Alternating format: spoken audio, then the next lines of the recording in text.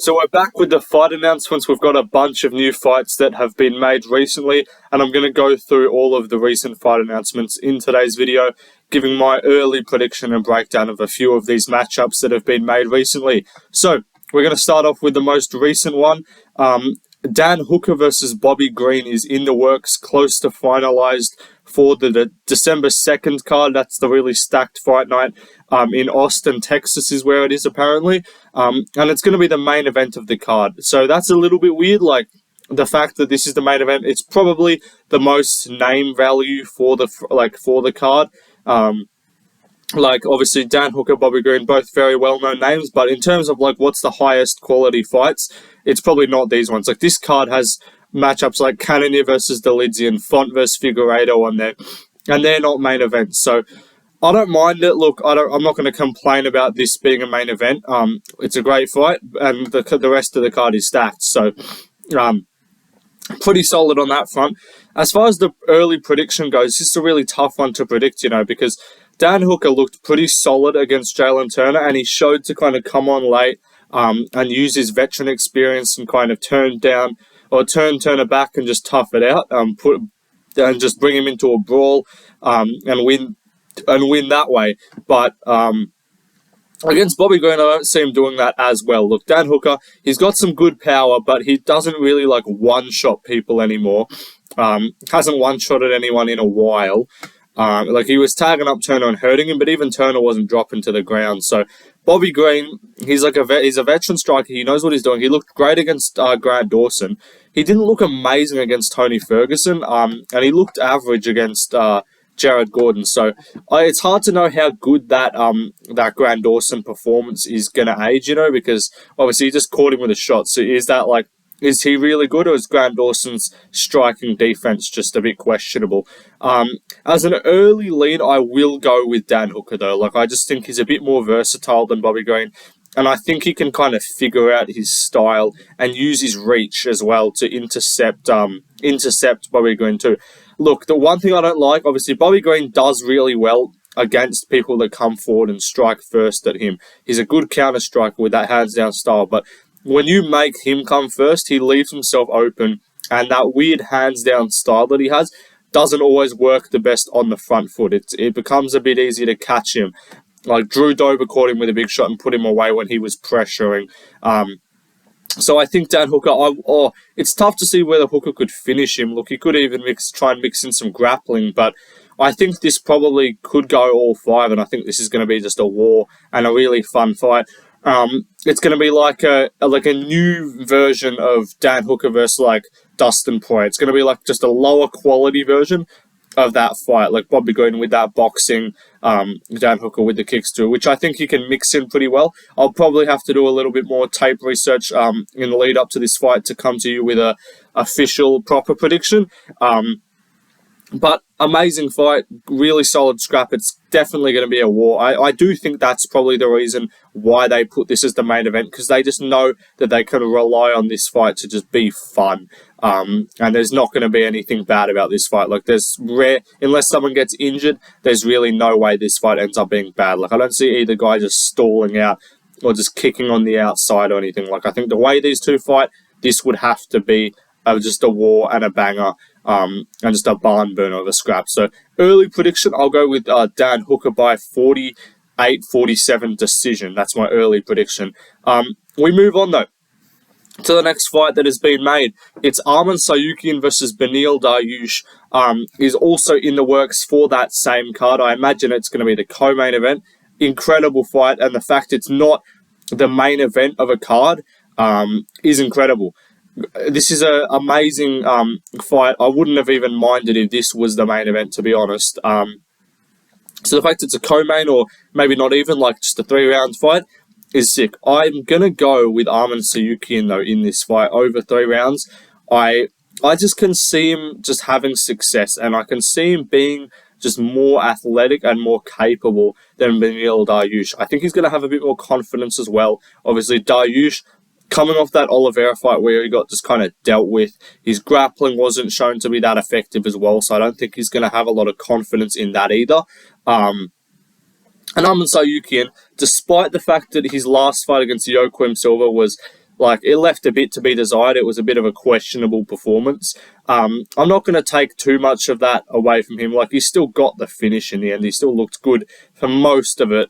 And that was also a pretty short notice fight too, Apex, weird scenario. Just guy that he was expected to dominate, and he came in and just struggled a little bit more than he probably would on any other day. But I think against Dariush, his scrambles and his grappling are incredible, so I don't see Dariush just taking him down and holding him there. Like Garbrandt obviously shot against Dariush and I think Gamrot's takedown defense is very good. I don't see Arman offensively wrestling, to be honest. I think he's just going to look to pick him apart on the feet. I do believe that Dariush's striking is not what it was made out to be before that Oliveira fight. I think people saw him land a big overhand right and put down Garbrandt, and then they suddenly think he's just this absolute wizard on the feet. Whereas he looked basically just defensively useless against Charles Oliveira. He just got cracked up in that fight. I think Arman Tsarukyan can do a good job with the kicks, probably not as successfully as Charles Oliveira, but I can definitely see Arman Tsarukyan having a lot of success with the kicks. He's got a really good, quick, powerful body kick, so I can see him having success with that. But overall, I just think he's going to get enough done over the distance. Like, I think he's just going to win rounds by looking better. I think he's going to react better to shots. Dariush's chin, I don't think, is going to be the same. And he's not young, but he's not old either, So he's not old, but he's not young either. So I don't see Dariush being at his absolute best either. I don't see him coming out looking like he did against Garbrandt. I think he's going to be worse than when he fought Garbrandt. I think that is a pretty safe bet to make. And yeah, I just don't like this one for him, to be honest. I think Arman just younger. He's 27. He's going to be rapidly improving. And I think we're going to see Dariush struggle in this fight. So Arman Tsarukyan to win. The next fight, Giga Chikadze versus Josh Emmett has been made for UFC 296. Incredible fight. Absolute banger this one is. I'm looking forward to it a lot. Giga Chikadze versus Josh Emmett, yeah. So, great fight. UFC 296, December 16th. I imagine this one's probably going to headline the prelims, is what I would guess. Great fight. Geez, it's a tough one for Josh Emmett. I'll come out straight away and I'll say I'm picking Giga Chikadze probably by TKO, I think he can get Josh Emmett out of there, similar to how Yair did him. I think he's going to really cook him with the kicks. And Emmett, who's just not the most well-rounded puncher, I think he's definitely also going to struggle with the speed. Like, against Yair was so much quicker than him. And do I think Giga's a better striker than Yair or as quick as him? Probably not, but his kicks are great. He looked solid in the Caceres fight, and that was his first fight back in a while. So it's good to see that he's getting back in there again, back to active Chikadze. He didn't take a lot of damage against Caceres, so I'm happy that he's making this quick turnaround. What was it? August, September, October, November. So 4-month turnaround in a fight. He didn't take a lot of damage. Josh Emmett, coming off the Ilia Topuria fight where he got absolutely put through a blender. We're not going to see a good version of Josh Emmett. We're going to see probably a more tentative version who, anytime he sees that quick kick of Giga Chikadze, is going to just back up and just not attack with the confidence that he does. Because for Josh Emmett to do well, he needs confidence. He's not like some technical counter striker. For Josh Emmett to do well in a fight against you, like, he needs confidence. He needs to think he can knock you out and not be scared of what's coming back at him. Against Ilia, he just got beat up. Against Yair, he just got out-techniqued. So Josh Emmett could go winless in 2023 if he loses this fight, which would be tough. And I think that would probably spell a retirement. He's like 37, 38, I believe, Josh Emmett. And he's clearly not at the top of the division. So I'm taking Giga Chikadze, and I would like to see him win. Look, even though I'm not the biggest fan of Giga Chikadze, I still want to see other guys. I still want to see other guys like make it up the rankings, because featherweight, it's a really shallow division, to be honest. Like, there's not a lot of guys that are. It's shallow in terms of who looks promising to maybe have a crack at the belt. Like, there's just not a lot of guys that look like they could become title contenders. Do I think Giga Chikadze would become a title contender? Probably not. Maybe if Volk leaves, he could maybe get in that top 5 and have a crack. But he got pieced up by Kelleher, who's not all that, in my opinion. Look, so he got pieced up by Kelleher. Kelleher went pretty close with Emmett. Lost, even though I thought he won.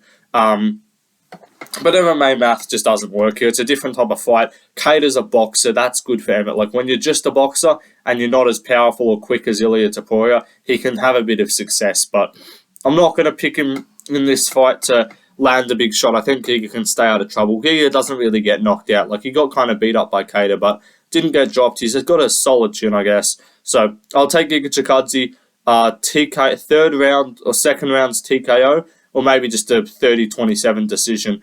The next fight is Mike Malott versus Neil Magny. This one's made for UFC 297 in January.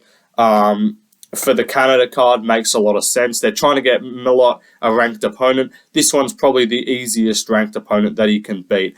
I'll pick him to win this fight. But Neil Magny, he's got this habit of just getting prospects and making them not look all good and just kind of clinching them up. But I think Malott, like an Ian Gary, is going to have that athleticism and that explosiveness to just cause Magny problems. I don't think he's going to get just held against the fence. Like, I don't think he's going to get clinched up for 3 rounds. I don't rate Malott all that highly, but he could easily get a win here, and then he's in the top 15, and he's got to really start putting on some solid performances. So I'll go with Mike Malott. I'll go probably by finish. Maybe it's decision. I'll go Mike Malott by decision. I'll take a bit of a look closer to the date. This is next year, so not one that we need to think about too much until the date, but it'll probably be on the main card of that pay-per-view.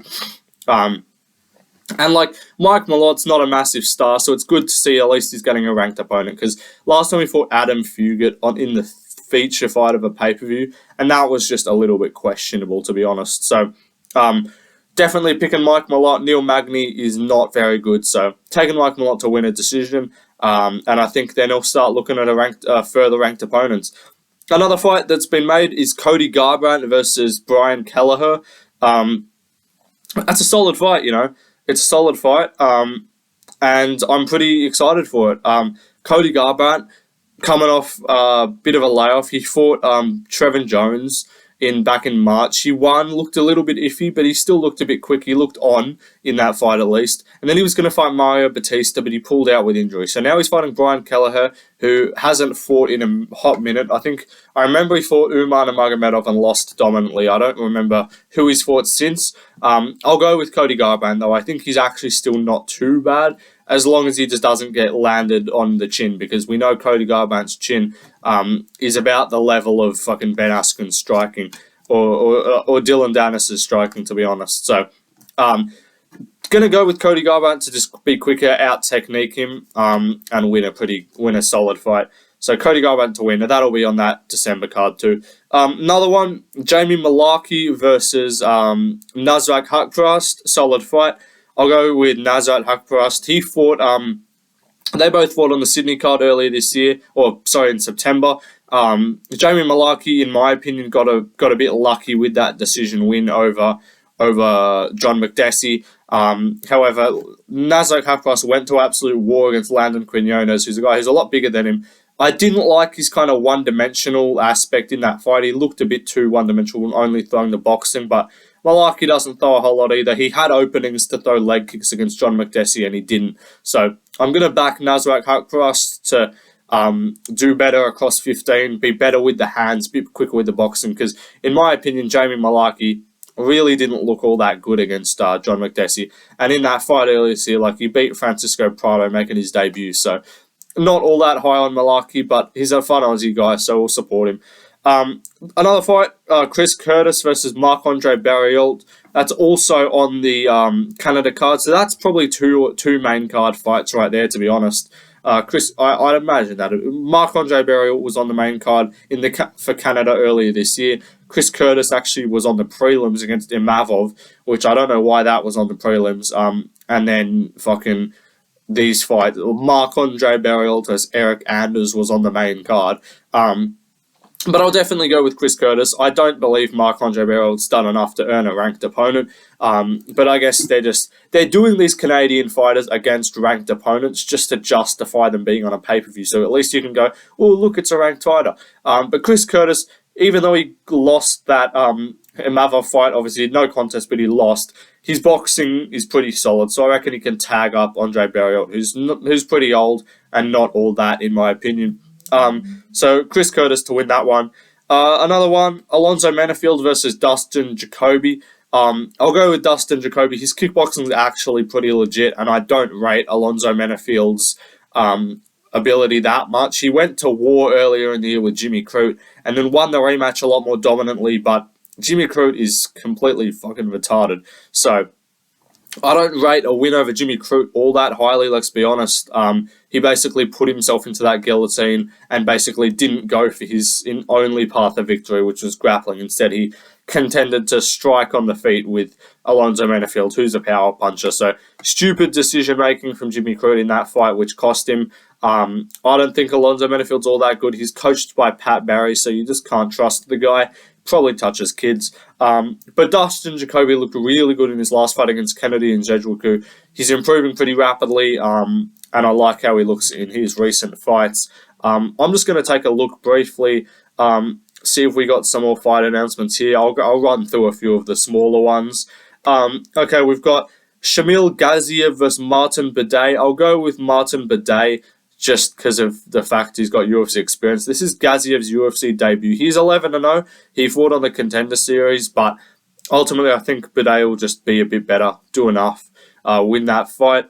Hyun Sung Park versus Shannon Ross. I'll go with Park because Shannon Ross is terrible and he's coming off like 3 KO losses in a row. Don't know why he's still signed. Next one, Ketlin Viet. That's for the December 9th China card, by the way. And then the Beneil one is for the UFC 296. Ketlin Vieira versus Macy Chasson, January 13th, Apex main event, women's bantamweights. You know it's bad when these two are literally top 10 ranked fighters on an Apex card, and they're probably going to be on the prelims, and no one's going to give a fuck. I'll go with Ketlin Vieira, though. Another one, we've got Malcolm Gordon versus Jimmy Flick. I'll go with Gordon. Jimmy Flick is awful at fighting. That's on the Canada card too. Let's scroll through some more. What else do we have here? Daniel Santos versus Victor Hugo. I'll go with Daniel Santos on short notice. Gabriel Santos versus Weston Wilson. Definitely Santos should win this one. That's January 13th too. Jillian Robertson versus Poliana Viana. That's on the January 20th card. I'll go with Poliana Viana because Robertson looked terrible in her last fight and Poliana Viana's hot, so I'll back her to win. I know that's some backwards logic. Normally the hot ones always lose. Randy Brown versus Muslim Salikov is a great fight, December 16th. I'll go with Randy Brown, pick him apart on the feet. And then Jailton Almeida versus Derek Lewis. Okay, this is one I probably should have actually made a video about when it happens because it's 9 days old now, so I'm not going to go over it in too much detail. But Jailton Almeida should absolutely dominate this one. Derek Lewis doesn't really have the best jiu-jitsu or takedown defense, so obviously Blades pulled out, which is unfortunate. I'll take Almeida to dismantle Derek Lewis on short notice. Steve Garcia versus Mazelko as Costa. That's December 2nd. I'll go with Costa. Simone versus Batista is a solid fight. That's January 13th in the Apex. That'll probably be towards the top of the main card.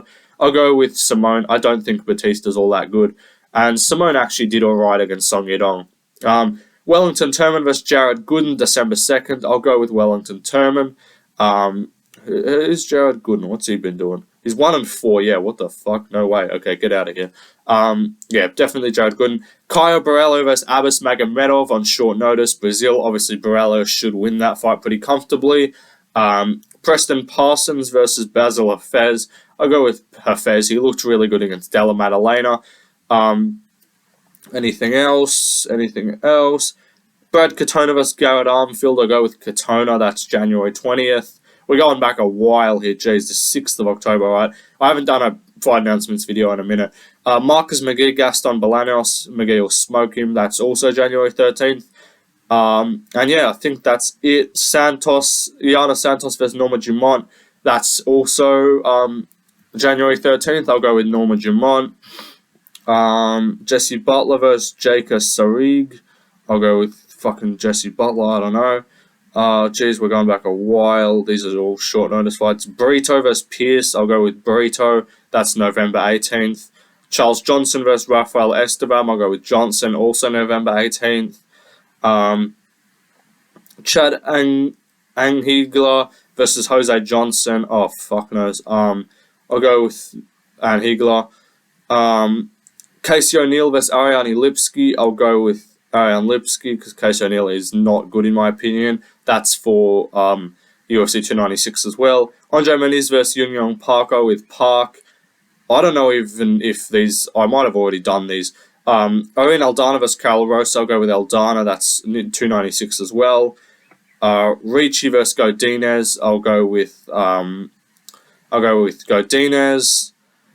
I think I'm probably caught up here. These are all ages ago, so I'm going to assume I've already gone over those. But those are all the fight announcements, guys. Let me know who you guys are picking in the comments.